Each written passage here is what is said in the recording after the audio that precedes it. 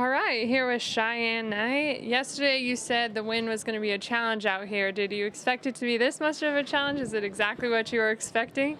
It was a lot windier this morning than I thought it was going to be, especially when I started hitting balls at 6:45. It was really windy, and now it's not as windy.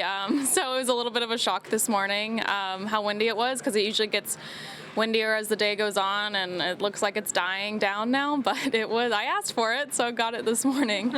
How do you adjust your game to manage that?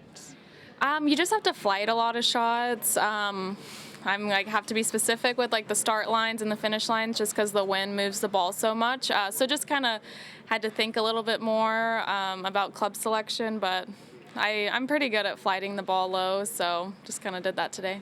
Do you sort of like that challenge though, because you said you're from Texas, you're used to playing like that a little bit? Yeah, I love it. I mean, I feel like a calm day is pretty rare out here, so it's very normal, and I like to play in the wind. I love going over to Scotland as well and that challenge. So yeah, it just felt like kind of a normal day at home, except it being really windy so early. Yeah.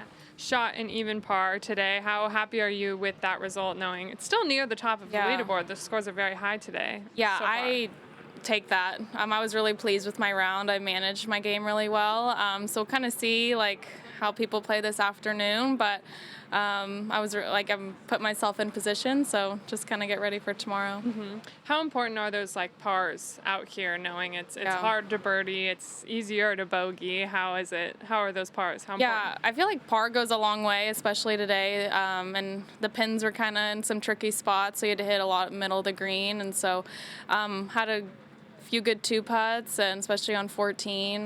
There's some tricky holes out there, and so just keep hitting the green, try to give yourself chances, but par goes a long way.